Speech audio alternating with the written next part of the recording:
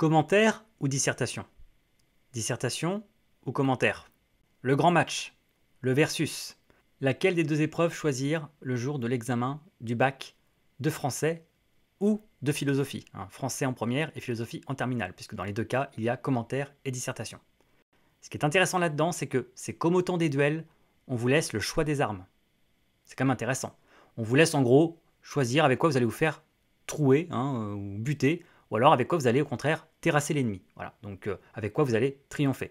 Ce qui est intéressant avec le choix des armes, c'est que c'était un avantage qu'on laissait à l'adversaire au temps des duels, et c'était pas négligeable parce que du coup vous pouviez essayer de prendre l'avantage dans le duel en choisissant évidemment volontairement l'arme avec laquelle vous étiez le plus à l'aise, avec laquelle vous avez le plus de chances de gagner. Donc c'était pas rien en fait. Donc là, on est quand même sympa, le jour de l'examen, en français et en philosophie, on vous laisse le choix des armes. Avec quoi vous voulez vous battre? Avec un commentaire ou avec la dissertation? Dans quoi vous vous sentez le plus à l'aise et surtout, sur quoi vous voulez vous faire évaluer? Parce qu'en gros, dans les deux cas, il s'agit d'évaluer des compétences différentes. Certaines sont en commun dans les deux épreuves, mais il y a quand même des spécificités, des compétences évidemment différentes et spécifiques à l'une ou l'autre épreuve. Et donc là, en fait, on vous laisse le choix, on vous laisse choisir sur quoi vous allez être évalué, sur quoi vous voulez vous faire évaluer. Et je parlais du choix des armes, et qui dit arme dit ou munition, ou en tout cas technique. Technique si on parle plutôt du fleuret, de l'épée, de la lame, et munition si on parle plutôt mousquet, arme à feu, pistolet. Et donc, quelles sont les techniques ou les munitions propres à chacune là, des deux armes? Eh bien, pour le commentaire, votre matière première, vos munitions, ou en tout cas votre technique, ça va être surtout les figures de style et les procédés. Donc, si vous choisissez de vous battre avec ça, si vous choisissez d'être évalué sur ça, eh bien, vous allez devoir surtout utiliser ça, figures de style et procédés. Donc, si vous êtes allergique à ce genre de choses, en revanche, c'est plutôt déconseillé. Si vous choisissez la dissertation, eh bien là, la matière première de la dissertation, c'est bien sûr les arguments, le fait d'argumenter, c'est la rhétorique, mais à travers ça, c'est aussi bien sûr les exemples, et donc c'est la culture littéraire et c'est la culture générale, et aussi la connaissance de l'œuvre dont il est question en particulier. Voilà, donc connaissance de l'œuvre, culture littéraire et culture générale.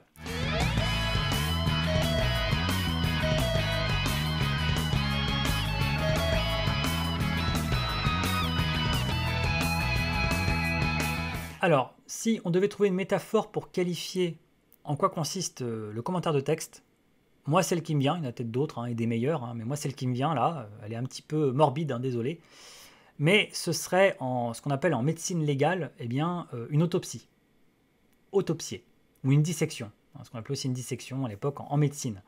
Voilà, donc on va nous demander en fait de disséquer un texte ou de l'autopsier. Qu'est-ce qu'on fait quand on autopsie un corps?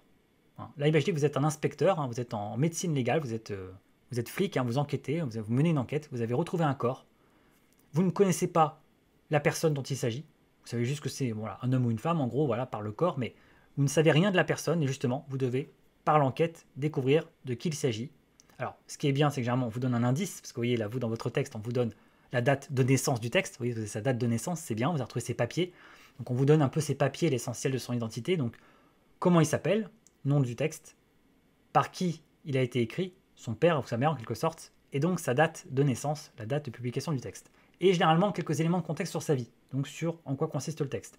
C'est un texte qui vient de tel roman, ça raconte ça, il y a ça, il y a ça. Donc vous avez quand même quelques éléments qui vous ont été fournis pour l'enquête. Mais vous retrouvez quand même dans l'ensemble un corps qu'il va falloir faire parler.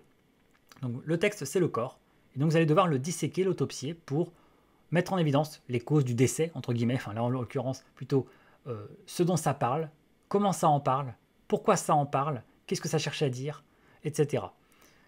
Donc, comme dans toute bonne autopsie, vous allez avoir le corps devant vous, et donc vous allez devoir être cette personne qui, avec son dictaphone à côté, prend des notes au fur et à mesure, explique au fur et à mesure en fait ce qu'elle fait déjà sur le texte et sur le corps, et en fait ce que ça veut dire, ce que ça signifie. Voilà. Donc vous ouvrez bien sûr le texte, le corps, vous l'ouvrez, et vous fouillez à l'intérieur, et vous sortez un à un tous les organes, et vous les observez, et vous les analysez, et vous devez en tirer des conclusions. Voilà. Vous devez tirer des conclusions de ce que vous observez en autopsiant le texte. Soit vous repérez une idée, un aspect important, et vous devez vous appuyer idéalement sur un procédé, sur une phrase, sur un vocabulaire, un champ lexical, sur une figure de style pour illustrer et prouver votre idée, vous devez prouver ce que vous dites. Hein. Oui, il y a un côté comme scientifique, hein, il y a un côté sérieux, hein, c'est une science humaine. Hein. Il ne s'agit pas de dire n'importe quoi, il faut vraiment prouver ce que vous dites. Soit au contraire, vous partez de la figure de style que vous observez, de ce que vous observez comme ça en direct, hein, vous disséquez, vous voyez quelque chose qui vous interpelle en termes de procédé, de figure de style, etc. Et là, vous devez, dans un second temps, en tirer une conclusion. Vous voyez, vous faites ça dans l'autre sens. Vous partez là pour le coup d'abord de la figure de style et après, du coup, vous en tirez une idée. Il ne faut pas juste dire il y a ça, mais il y a ça et donc, tiens, ça sous-entend ça, ou ça implique ça, ou ça inspire ça, ou ça transmet cette idée, cette émotion. Voilà. Mais en tout cas, une figure de style doit toujours aller avec une idée. Il ne faut pas analyser pour analyser. De même qu'il ne faut pas non plus balancer comme ça des idées sur le texte sans pouvoir les justifier, sans pouvoir les illustrer. Il faut que tout ça en fait coopère ensemble. Vous voyez, il faut toujours faire communiquer le qu'est-ce que ça dit et comment ça le dit. Le quoi et le comment. Qu'est-ce que ça dit? Ça c'est l'aspect message du texte. Qu'est-ce que ça nous raconte? Qu'est-ce que ça dit? Et comment ça le raconte? Comment ça le dit? Et la façon dont ça le raconte et dont ça le dit va en partie éclairer ce que ça dit puisque ça colore le texte, ça l'oriente. Selon que le texte est plutôt tragique, est plutôt comique, est plutôt ironique, est plutôt réflexif ou est plutôt au contraire descriptif, etc., ça veut dire aussi quelque chose. Donc le fond et la forme, en fait, communiquent l'un et l'autre, sont au service l'un de l'autre, s'éclairent l'un l'autre, et donc on doit les faire un petit peu comme ça, communiquer ensemble. On doit un peu mettre en fait en évidence leurs liens dans le texte. Alors, quand vous découvrez le texte, première étape, évidemment, le lire. Mais rien, vous voyez, qu'avec le paratexte dont je parlais précédemment, vous avez déjà des indices qui vous sont donnés sur la victime. Hein, sur le texte, il va falloir autopsier. Vous avez donc quelques mots d'introduction, généralement pour vous expliquer un petit peu de quoi il s'agit, de quoi ça parle, parce que tout le monde n'a pas lu le texte d'origine, même souvent très peu. Et vous avez bien sûr, très important, nom de l'auteur, nom de l'œuvre et le siècle. Très important, le siècle. Et c'est là que le commentaire de texte, certes, est un exercice qui est moins orienté culture générale, culture littéraire que la dissertation.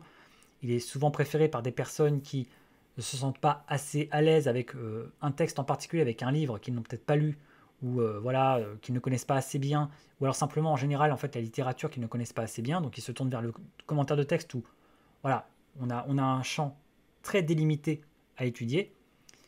Mais c'est pas pour autant que ne rien connaître à la littérature en général est une bonne chose. C'est vrai que plus vous vous y connaissez bien en histoire littéraire, en littérature, et même en histoire tout court, plus ça peut vous servir et vous aider pour mieux appréhender et comprendre le texte. Typiquement la date. Avec la date, vous avez une porte d'entrée qui va au passage être la porte d'entrée de votre introduction. La date, selon que ce soit 1762, 1844 ou 1215, ou alors 1490, ce n'est pas du tout la même chose. Si c'est 1490, on est à la toute fin du Moyen-Âge. On n'est pas vraiment sorti du Moyen-Âge parce qu'en fait, on prend comme référence pour la sortie du Moyen-Âge l'invention de l'imprimerie, hein, vraiment les débuts de l'imprimerie, et la découverte de l'Amérique, 1492. Vous voyez, on est à la toute fin du Moyen-Âge. Mais si en revanche on est en 1516, ça y est, on est dans l'époque de la Renaissance, on est en période humaniste, mais on n'est pas encore dans l'époque classique du XVIIe siècle. Si on est dans les années 1762, on est au XVIIIe, mais on n'est pas encore dans l'époque révolutionnaire, parce qu'on n'est pas en 1789 et après. On est encore dans le XVIIIe siècle en fait de Louis XV. Hein. On n'est même pas encore en plus dans le XVIIIe siècle de Louis XVI. Mais on est encore en monarchie absolue, hein. Donc voilà, dans l'ancien régime, ce qu'on appelle l'ancien régime. Si on est en 1708 ou 1709, on est à la fin du règne de Louis XIV. Hein. Louis XIV, 1661-1715, durée du règne. Donc vous voyez, on est à la toute fin du règne de Louis XIV, mais il n'est pas encore mort, on est bien sous Louis XIV. Si on est après 1715, on est après Louis XIV, après la mort de Louis XIV, mais c'est pas pour autant qu'on est déjà sous Louis XV, parce que c'est peut-être la Régence. Et la Régence, c'est une période particulière, parce qu'en plus, c'est une époque voilà, où le libertinage se développe, etc., libertinage philosophique, donc libertinage aussi des mœurs, etc.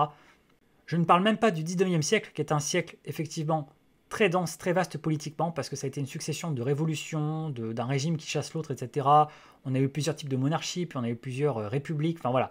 Bon, le XIXe siècle, si vous connaissez un peu votre histoire, c'est un siècle quand même très composite au niveau régime politique, mais justement, c'est important, ça a une influence directe sur la littérature. L'histoire et la littérature sont deux matières extrêmement liées. Hein. La littérature a été très influencée et impactée par l'histoire. Hein. Donc voilà, c'est pour ça que selon, au moment en fait où a été écrit le texte que vous avez à commenter, le régime politique dans lequel on est, ancien régime, dans ce cas, voilà, monarchie absolue, droit divin, etc., ancien régime, ou alors ancien régime qui est vraiment sur la fin, donc vraiment ancien régime plutôt 18e siècle, donc Louis XV, voire Louis XVI, voire carrément révolution ou post-révolution, selon que l'on est au 19e, au tout début, hein, donc sous le Premier Empire, ou alors au contraire, après le Premier Empire, dans la restauration, quand on restaure la monarchie comme une restauration d'ordinateur, hein, on restaure à la précédente sauvegarde, donc on revient à l'ancien régime, ou alors que l'on est dans la monarchie de Juillet, donc après 1830, après les Trois Glorieuses de Juillet 1830, après cette petite révolution qui a entraîné voilà, donc ce nouveau régime, beaucoup plus bourgeois, hein, le régime donc du roi Louis-Philippe, ou alors que ce régime est tombé, et donc avec la révolution de 48, et donc on est dans la Seconde République, mais qui ne va pas durer longtemps, donc attention, parce que très vite, voilà, élection de Louis-Napoléon Bonaparte, coup d'État, hein, 51, puis 52, et du coup, ben, Second Empire, hein, le Second Empire, période très importante, 20 ans le Second Empire, hein, voilà, hein, 1852-1870, époque dans laquelle se passent les romans d'Émile Zola, hein, les Rougon-Macquart, chronique d'une famille sous le Second Empire, hein, qui est un petit peu la comédie humaine du Second Empire. Voilà, donc là, Napoléon III. Ou alors, bah, chute du Second Empire, défaite de Sedan 1870, fin de la guerre de Prusse, la Commune de Paris 1871, et donc Troisième République. Hein, voilà, bah, vous voyez, tout ça, ça change parfois tout. Ça change le contexte d'écriture de l'œuvre, ça change le contexte de son idéologie, ça change le contexte pour l'écrivain en question. Donc la date est importante et donc vos connaissances en histoire minimum sont importantes. Et oui, comme quoi vous voyez, il faut connaître l'histoire idéalement pour comprendre la littérature. Et l'une des erreurs qui a été sous-entendue par le commentaire pendant des années, c'est que justement, ne rien connaître du contexte politique, ne rien connaître de l'auteur et ne rien connaître de l'œuvre, ne changeait rien pour bien commenter un texte en fait, que tout était dans le texte, que tout ce qu'on avait besoin de savoir c'était voilà, l'extrait, les figures de style, les procédés. Eh bien non. En fait, pour éviter les contresens, pour éviter les hors-sujets, pour éviter de tout comprendre à côté de la plaque, de faire une fausse conclusion, eh bien l'idéal c'est quand même de bien situer dans quel contexte historique et dans quelle époque se situe le texte. Et l'époque est un indice. Rien qu'avoir une date, vous devez savoir à peu près qui était roi, quel était le régime politique et quelle était un peu l'ambiance idéologiquement et l'ambiance artistiquement, culturellement. Est-ce que c'est une époque là plutôt du romantisme? Est-ce que c'est une époque plutôt pré-romantique? Est-ce que c'est une époque plutôt des Lumières? Est-ce que c'est le Moyen-Âge? Est-ce que c'est l'humanisme? Et vous voyez, ça donne un petit peu la tonalité de l'époque. Et du coup aussi, le rapport que ce texte entretient avec cette époque. Est-ce qu'il est très moderne pour l'époque? Est-ce qu'il est au contraire un peu vieillissant pour l'époque?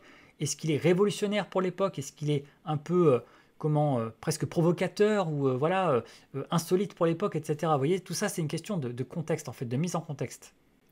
Donc vous voyez, à ce moment-là, vous n'avez encore même pas lu le texte. Vous regardez le petit paratexte au début qui vous raconte un petit peu de quoi il s'agit. Vous regardez la date, l'auteur et tout, et vous avez déjà plein d'indices. Vous situez l'auteur parmi d'autres auteurs de la même époque, vous situez l'auteur par rapport à un mouvement littéraire, vous situez la date dont il s'agit, du coup le régime politique plus ou moins, du coup l'ambiance, etc. Voilà, et tout ça déjà, ça colore un peu les choses. Bien sûr, évidemment, après il s'agit quand même de lire le texte, et donc c'est parti, première lecture. Votre première lecture, idéalement, vous devez la faire la plus, détendue possible, entre guillemets. Facile à dire, mais c'est une lecture de découverte. Vous découvrez. Vous prenez pas encore la tête, cherchez pas tout de suite les procédés, tout ça, c'est trop tôt, c'est trop rapide. Vous précipitez pas là-dessus. D'abord, vous devez déjà savoir de quoi ça parle. Donc déjà, vous lisez le texte pour découvrir de quoi ça parle. Ça parle de quoi? Ok. Donc d'abord, lecture de découverte. Deuxième couche de lecture, bon, ça y est, vous avez découvert de quoi il s'agit, vous savez à peu près de quoi ça parle, vous avez à peu près l'époque, l'auteur, etc. Donc deuxième lecture pour plus profondément comprendre un petit peu quels sont les enjeux et voilà, de quoi il s'agit. Et c'est vraiment seulement dans la troisième lecture éventuellement que vous allez commencer là vraiment à analyser et à repérer voilà, des choses qui vous frappent en termes de vocabulaire, de récurrence d'un certain procédé, de présence de telle ou telle figure de style, d'un registre bien sûr, parce que ça pour le coup c'est un des premiers trucs qui va vous normalement vous apparaître, c'est simplement ne serait-ce que le registre du texte. Encore une fois, vous n'avez encore rien lu du texte, vraiment rien lu, hein, rien lu. Vous n'avez même pas lu à proprement parler les phrases. Mais rien qu'à l'œil nu, normalement vous allez repérer des choses. Et ça c'est important parce qu'il faut faire vraiment confiance à son instinct. Faites confiance à vos premières impressions. Je ne dis pas qu'il faut toujours les écouter, parfois on peut aussi se planter, prendre la mauvaise direction dès le départ. Mais quand même, un peu de bon sens. Un peu de bon sens et un peu de confiance en soi. Vous regardez un texte à l'œil nu, vous repérez quoi? Est-ce que vous repérez qu'il y a un saut à la ligne à chaque fois? Qu'il y a des rimes et des vers? Bon bah, des rimes, des vers, que ça, voilà, qu'on voit que ça rime et qu'il y a ça s'est construit comme un poème, bon, bah, on est face à de la poésie. C'est aussi bête que ça. On a rappelé que c'était de la poésie. Ah, attention, au-dessus de ce qui semble être des vers, il y a des noms de personnages. Ah, ça veut dire que certes, cet en vers, c'est comme de la poésie, mais comme il y a des noms de personnages et des didascalies, c'est du théâtre. Et comme c'est du théâtre en vers, c'est quand même plus probablement un théâtre assez ancien, sauf si c'est Cyrano de Bergerac, voilà, début XXe siècle, mais sinon c'est peut-être du Racine ou du Corneille. Il faut voir le siècle, l'époque voilà, qui est indiquée en bas. Mais en tout cas, c'est un théâtre très classique, qui est un théâtre en vers. Ok. Ah, il n'y a pas de nom de personnage, donc c'est peut-être juste un poème. Ok. Ou alors, c'est pas en vers, hein, c'est en prose. Hein. La prose, c'est le contraire du versifié, du poétique, hein, de la poésie. C'est un texte en prose, d'accord.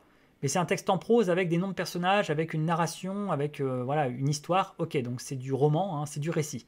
Ou alors au contraire, c'est de la prose, mais il n'y a pas de personnage, il n'y a pas d'histoire.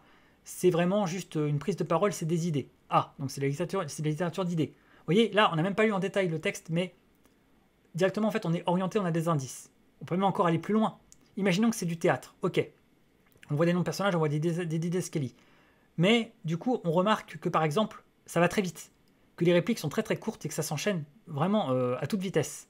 Tiens, bah, c'est un texte qui va très vite, donc peut-être que c'est une dispute. En tout cas, c'est deux personnages qui ont l'air impatients, pressés, qui ont l'air à la limite de se quereller parce que une phrase en chasse l'autre. Ok. Inversement, si vous êtes face à une scène de théâtre, encore une fois, à un dialogue, mais que vous remarquez qu'au début, les deux personnages parlent de façon égale, c'est-à-dire qu'il y a les mêmes lignes à peu près, vous voyez à l'œil nu, vous voyez bien qu'il y a le même nombre de lignes pour chaque personnage, mais que sur la fin, un personnage commence à avoir beaucoup plus de lignes que l'autre, vous n'avez encore rien lu de ce qui se dit, mais vous êtes en mesure à l'œil nu de repérer qu'il y a un personnage qui prend l'ascendant dans la discussion, qui est amené à beaucoup plus parler, à monopoliser la parole dans la discussion, voire à avoir le dernier mot aussi. Quel dernier mot? Qui parle en premier, qui parle en dernier? Vous voyez, on n'est même pas encore dans le fond du fond, mais juste par la forme, juste comme ça au premier coup d'œil, on peut repérer des choses. On peut repérer comme ça des dynamiques, on peut repérer la structure d'un texte. Est-ce que le texte est un gros pâté comme ça, un gros bloc? Est-ce que le texte est une succession de petits paragraphes? Est-ce que le texte fait des sauts de ligne? Est-ce que le texte a des points d'exclamation partout? Est-ce qu'il y a de la ponctuation? Est-ce qu'il y a des points d'interrogation partout? C'est un texte qui interroge beaucoup. Est-ce que c'est un texte où il y a plein de points d'exclamation, comme s'il s'énervait? Est-ce que c'est un texte en fait voilà, enfin, qui répète un mot aussi, l'anaphore bien sûr, qui s'acharne sur un mot. Est-ce qu'il y a un passage qui prend la parole plus qu'un autre, etc. Vous voyez, ça, ce sont plein de petits indices visuels qui vont constituer en fait le point de départ de l'analyse en fait. Au départ en fait du commentaire, vous avez simplement évidemment la date du texte, son auteur bien sûr. Du coup, probablement en fait, voilà, son contexte historique de création et donc son mouvement littéraire associé. Vous pouvez déjà repérer en fait son registre. Hein. Est-ce que c'est un registre lyrique? Est-ce que c'est un registre tragique? Est-ce que c'est un registre comique? Son genre aussi. Le genre, c'est du roman, c'est de l'essai, c'est du théâtre, c'est de la poésie. Vous voyez, donc genre, dans ce genre, le registre, parce il peut y avoir différents registres dans un même genre. Et vous voyez, déjà, rien que tout ça, l'identifier, c'est le point de départ. En fait, toute analyse suit toujours la même progression, et c'est normal. On part du plus évident pour aller vers le moins évident. On part du plus explicite pour aller vers le plus implicite. C'est plutôt logique, c'est comme dans la vie.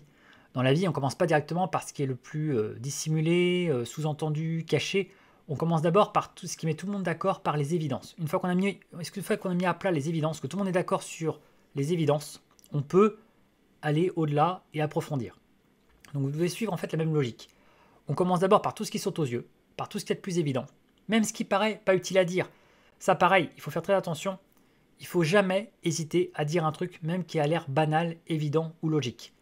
Ce n'est banal, évident ou logique que dans votre tête pour vous. Et oui, ça l'est peut-être dans l'absolu. Mais vous devez en rendre compte. Parce que si vous ne le faites pas, le correcteur peut croire, à tort, que vous n'y avez pas pensé. Tout ce qui n'est pas dit sur votre copie n'existe pas. Le correcteur n'est pas dans votre tête, il ne sait pas qui vous êtes, il ne sait pas ce que vous pensez. Donc tout ce que vous n'aurez pas dit compte pour quelque chose que vous n'avez pas pensé. Et du coup, le correcteur pourra se dire « Ah, c'est dommage, il ou elle n'a pas pensé à ça. » Mais si vous y avez pensé, mais vous avez eu le tort de vous dire « Oh, de toute façon, c'est évident, de toute façon, c'est un prof de français, il le saura. » Non, mais attendez, il ne s'agit pas de lui, là. Oui, c'est un prof de français qui vous corrige. Mais en revanche, vous devez montrer que vous le savez. Je vais prendre un exemple qui, moi, bon, pour le coup, ne me concerne pas vraiment parce que j'ai jamais passé le permis. Voilà, j'ai pas le permis, mais quand vous passez le permis, on dit toujours que le jour de l'examen, le jour du permis de conduire, vraiment, quand vous passez le permis, vous devez exagérer tous vos gestes. Vous devez exagérer tout. Régler comme ça le rétroviseur, bien regarder comme ça avant de traverser et tout. Parce que vous devez montrer à la personne à côté de vous que vous savez qu'il faut le faire. Et si vous ne le montrez pas, il va croire à tort que vous ne savez pas qu'il faut le faire.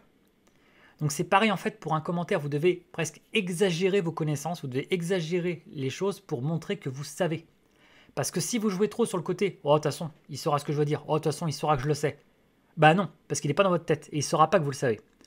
Donc, comme vous êtes là pour vous faire évaluer et pour obtenir le permis d'études supérieures, en fait, c'est pas un permis de conduire, c'est un permis d'études supérieures, eh bien, vous devez montrer que vous méritez le permis. Et donc, vous avez bien retenu tout ce qu'il faut faire. Et donc, vous devez montrer que vous savez le faire. Voilà, donc n'hésitez pas à mettre en avant vos compétences et ce que vous savez. Il ne s'agit pas de frimer, de dire, de faire les je sais tout. En plus, attention, vous voyez quand même, ne faites pas de hors-sujet. C'est-à-dire que ne montrez pas une compétence qui n'est peut-être pas utile dans le sujet dont il est question. On parle bien dans les limites du sujet. Hein, voilà. Mais en tout cas, voilà, identifiez bien le sujet et dans les limites de ce sujet, ce qui est attendu de vous, et vraiment montrez-le. Montrez-le. Si vous savez quelque chose, montrez que vous le savez. Parce qu'on ne peut pas savoir à votre place que vous le savez. Et si vous ne le montrez pas, voilà, c'est dommage. C'est du manque à gagner. C'est des points qui auraient pu être gagnés. Je parlais du juste mot, du bingo. Et bien là, voilà, là, c'est du bingo, mais d'idées en fait. Pas de mots, mais d'idées. Voilà, c'est la bonne idée au bon endroit. Alors, une fois que donc on a découvert le texte, on a découvert le paratexte, donc tous ces petits indices comme ça dès le départ là qui nous orientent, qu'on a fait une première lecture, une seconde lecture, une troisième lecture, qu'on a commencé à prendre des notes, même qu'on a fait un brouillon, qu'on a fait notre relevé, etc. Qu'on a comme ça en fait dégagé des thématiques, hein, puisque là ça va être la grande question hein, du plan. Est-ce que c'est un plan thématique, est-ce que c'est un plan linéaire? Eh bien, on peut en venir à la question du plan. Alors, outre la différence fondamentale, bien sûr, qu'il peut y avoir entre une épreuve orale et une épreuve écrite, l'épreuve écrite quand même dure 4 heures, alors que l'épreuve orale dure, bon, au total en gros 50 minutes, mais en gros voilà, dure 20 minutes seulement, voilà, en termes de prestations et 30 minutes de préparation avant. Voilà, donc là c'est pas la même durée évidemment, c'est pas du tout le même exercice hein, par définition, mais c'est aussi du coup pas les mêmes consignes en termes de commentaires, et pas du tout d'ailleurs le même postulat, puisque dans le commentaire tel qu'il se pratique dans l'épreuve orale, hein, quand vous passez l'oral au bac, vous avez tout au long de l'année donc étudié généralement donc c'est 16 textes, hein, c'est-à-dire 4 textes par séquence, hein, il y a 4 séquences dans l'année qui correspondent chacune à 4 genres littéraires, le roman, la poésie, la littérature d'idées, donc l'essai et le théâtre, hein, étudiés dans l'ordre de choix du prof. Le prof avait d'ailleurs le choix généralement entre 2-3 œuvres hein, pour chaque genre, hein, voilà, bon, c'était limité niveau choix, mais bon, généralement il a choisi entre 2-3 œuvres qui étaient proposées par l'éducation nationale, par le programme. Voilà, donc vous avez pour chaque genre, hein, pour chaque grande séquence, une œuvre intégrale à lire, hein, voilà, celle qui a été choisie par le prof qui sera une œuvre intégrale à lire. Et dans cette œuvre intégrale, le prof va proposer 2-3 commentaires de texte très approfondis, hein, de 3 extraits clés de l'œuvre, plus en fait un texte ou deux qui sont en fait des textes en fait reliés à ce genre-là, reliés à ce thème-là, etc. Voilà, d'une œuvre complètement différente que vous n'avez pas lu en entier. Voilà, donc 4 textes pour 4 séquences, 4 x 4, 16, donc vous vous retrouvez à la fin de l'année avec 16 textes qui ont été étudiés tout au long de l'année. Voilà, et donc que vous devez présenter, en tout cas vous allez devoir en présenter un au hasard, choisi au hasard par l'examinateur, donc à l'oral. Vous avez 30 minutes pour le préparer, pour vous le remettre en tête, pour vous rappeler ce qu'il faut dire dessus, parce que généralement vous êtes déjà passé dessus. C'est pas du tout comme à l'écrit, bien sûr, où là vous connaissez pas du tout le texte, vous débarquez nulle part, vous devez tout trouver, tout inventer sur place. Là, ça va vous rappeler normalement des souvenirs. Vous l'avez étudié durant l'année, vous l'avez même révisé éventuellement, vous savez en gros ce qu'il faut en dire, etc. Donc bon, voilà, vous êtes prêt. Et bon, vous avez 30 minutes pour remettre un petit peu tout ça en tête, et donc vous allez pouvoir le présenter à l'oral, en plus en seulement 10 minutes. Donc ça va très très vite, c'est très très rapide, c'est vraiment très très bref. Et donc la particularité donc, du commentaire à l'oral, parmi toutes les autres, c'est que le commentaire que vous allez devoir faire suit un plan linéaire. C'est linéaire, c'est-à-dire que vous suivez l'ordre du texte. Donc là on est vraiment dans le registre de l'explication de texte, on n'est pas dans le truc thématique où vous partez dans tous les sens, etc. Vous faites une espèce de dissertation voilà, analytique, non pas du tout. Vous prenez les choses dans l'ordre du texte. Donc vous allez en gros dégager artificiellement, parce que c'est extrêmement artificiel et c'en est même idiot, vous allez devoir dégager 2-3 temps dans le texte en fait, comme si le texte avait 2-3 temps, ce qui est généralement faux, enfin je veux dire, c'est pas comme ça que ça marche, mais bon, voilà. On vous a inventé qu'il y avait en gros plus ou moins 2-3 temps, une espèce de progression en gros dans le texte, hein, il suit une espèce de progression en 2-3 temps, comme par hasard. Et donc vous devez en fait rendre compte de ces 2-3 temps, mais en suivant l'ordre du texte. Hein. Vous ne pouvez pas sauter comme ça de la fin vers le début en passant par le milieu, etc. C'est pas comme en commentaire de texte écrit. Bon, ça normalement vous le savez. Voilà, donc ça c'est le commentaire de texte à l'oral, donc un plan linéaire.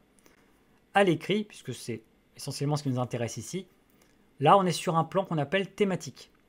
Donc on ne respecte pas l'ordre du texte. Vous pouvez très bien prendre un exemple d'abord à la fin, puis prendre un exemple qui est au début, etc. L'important ce sont les thèmes. Ce sont les thèmes qui vont dicter le tempo de votre devoir et qui vont dicter les axes et le plan et l'ordre du plan. Dans votre lecture, vous allez généralement, comme ça, repérer 2 à 3 thèmes, on va dire principaux qui se dégagent. Voilà, des notions, une atmosphère, enfin bref, voilà, un registre, quoi que ce soit. En tout cas, qui vont vraiment un peu représenter la signature du texte, un petit peu son empreinte digitale, un peu ce qui fait toute sa spécificité, son côté, sa singularité. Vous voyez, ce sont des mots aussi très appréciés en littérature, la singularité, la spécificité. Qu'est-ce qui fait que ce texte est ce qu'il est différent, est un peu à part, en tout cas est conçu comme il est conçu, et dit ce qu'il dit de la façon dont il le dit. Voilà. Donc, vous dégagez un petit peu, voilà, 2-3 thèmes, mais ces 2-3 thèmes ne sont pas nommés au hasard, ne sont pas cités au hasard et ne s'enchaînent pas au hasard. Ils sont eux-mêmes au service d'une espèce de problématique générale. En gros, vous devez d'abord comprendre le problème du texte. Quel problème pose ce texte? De quoi s'agit-il? Je dis n'importe quoi. Un exemple comme ça qui me vient en tête. On ne badine pas avec l'amour de Alfred de Musset. Donc déjà, pièce de théâtre, 19e siècle, première partie du siècle, romantisme, etc. On est dans une scène au tout début de la pièce où Perdiccas et Camille se retrouvent après des années sans s'être côtoyés, hein, ils ont grandi, etc. Ils se retrouvent. Et donc Perdiccas est manifestement troublé par Camille, qui a beaucoup grandi, qui est devenue très belle, voilà, il est un peu sous le charme. Quant à Camille, elle est un peu intimidée, elle sort du couvent, elle n'a plus l'habitude de voir des hommes, et puis en plus, Perdiccas a beaucoup changé et elle se méfie beaucoup des hommes. On verra plus tard pourquoi dans la pièce, mais en tout cas, voilà, elle est un peu sur la défensive. Elle n'a pas très confiance en Perdiccas, elle a raison. Voilà. Donc, on a une scène de retrouvailles, vous voyez, déjà première clé du texte, tout simplement. C'est une scène de retrouvailles déjà pour commencer. On est dans quel registre? On est dans un registre qui est ni comique ni tragique en même temps. On est dans une espèce comme ça, mélange entre les deux. On est dans une scène de retrouvailles. C'est comme un topo, il y a des scènes de retrouvailles, des scènes d'adieu. Hein, pareil, vous voyez, ça peut être une scène d'adieu, une scène de retrouvailles, une scène d'amour, une scène de meurtre, une scène de guerre, etc. Enfin, voilà, il y a toutes sortes de scènes un peu clichés comme ça, stéréotypiques dans la littérature ou le cinéma, dans la fiction. Là, on est dans le cas d'une scène de retrouvailles, comme il peut y en avoir tant d'autres en littérature et en cinéma. Donc, scène de retrouvailles. Premier point. Maintenant, scène de retrouvailles de quelle nature? Retrouvailles chaleureuses, retrouvailles froides, retrouvailles complices, etc. Là, en l'occurrence, dans cette scène-là, on voit qu'on a affaire à des retrouvailles un peu froides, un petit peu embarrassées. On sent qu'il y a un petit malaise, quoi. Lui, à la rigueur, il est assez chaleureux. Lui, on voit qu'il a un peu envie d'établir le contact et qu'il est assez attiré. Mais elle, vraiment, elle met les freins, quoi. Vraiment, on voit que c'est elle qui met un petit peu un peu de froideur, un peu de malaise là-dedans. Alors, généralement, quand cette scène est commentée, il y a quelque chose d'assez troublant, c'est que l'extrait se prolonge jusqu'à un moment où ça a l'air un peu hors sujet, parce qu'on n'est plus directement dans le dialogue entre Camille et Perdiccas, dans la rencontre. On est à un moment en fait, où Perdiccas se penche vers une fleur, et se met en fait à commenter la fleur, en fait, à faire des remarques sur la fleur à son oncle. Voilà, et on a l'impression qu'on parle du côté botanique, et on ne comprend plus trop le rapport. En fait, ça a tout à voir, puisqu'on voit que Perdiccas se sert en fait du fait qu'il parle de la fleur pour faire des insinuations sur Camille, en fait. À travers la fleur, il parle de Camille. Il essaie de faire passer comme ça des idées, son ressenti sur cette femme. Voilà, donc bon, vous voyez, même ça c'est commentable. Vous voyez, ça c'est le dernier temps du texte. Alors vous voyez, là on a toute la scène là, qui est résumée du coup. Et donc, on a la problématique. La problématique, c'est que on est face à une scène de retrouvailles, où il y a à la fois de la distance et de l'embarras, mais en même temps, une réelle tension amoureuse et sexuelle. Vous voyez, là en plus, ce qui est bien, c'est qu'on a créé un problème, on a créé une espèce de tiraillement, de tension, de contradiction. Parce que normalement, ça ne va pas ensemble. Soit normalement, on a des retrouvailles gênées, froides, embarrassées, soit on a des retrouvailles chaleureuses avec de l'attirance, etc. Mais là, ce qui est intéressant dans cette scène, la problématique, c'est que c'est les deux. On a une scène de retrouvailles, teintée à la fois d'embarras, de gêne, de froideur, et en même temps d'attirance et de tension amoureuse et sexuelle. Et là, vous voyez, on a une problématique. Et donc, tous les thèmes qu'on va dégager du commentaire vont être au service de cette problématique, vont essayer d'explorer tous les aspects de cette question et essayer de l'illustrer et d'y répondre. Voilà. En quoi ce texte dit cela et comment il le dit. Voilà. Comment on exprime l'embarras, comment on exprime au contraire l'attirance, comment on exprime le mélange entre les deux, lequel des personnages représente davantage l'embarras, lequel des deux personnages représente plus l'attirance, quelle dynamique ça crée dans la scène, etc. Vous voyez un petit peu comment ça s'articule. Donc c'est comme ça en fait qu'il faut faire, c'est qu'on met ces idées comme ça sur le plan, voilà, dans le brouillon. D'abord dans le brouillon. D'abord il ne faut pas penser plan, vous ne prenez pas la tête avec le plan. Vous balancez tout ce qui vous passe par la tête sur le brouillon. Sur le brouillon, rien n'est faux. Les choses commencent à être fausses quand elles sont mises au propre. Parfois il peut y avoir des erreurs, etc. Tant que c'est sur le brouillon, tout est possible et tout est possiblement vrai. Voilà, donc on balance tout ce qui nous passe par la tête sur le brouillon, on ne se censure pas, on se défoule, on lâche tout. Même si éventuellement, voilà, ça nous aide à réfléchir, on rêvasse, on dessine un petit peu sur son brouillon, on fait des petits dessins, je sais pas, on rêvasse, etc. Bref, ça cogite, brainstorming. Là, c'est vraiment une étape de ce qu'on appelle de brainstorming. Hein, voilà, hein, on a un petit orage de tête comme ça, une tempête sous un crâne, comme dirait Victor Hugo dans Les Misérables, une tempête sous un crâne. Voilà, vraiment là, on cogite. Mais on ne s'interdit rien, on ne s'interdit aucune réflexion. Là, on est dans une phase un peu créative, on crée.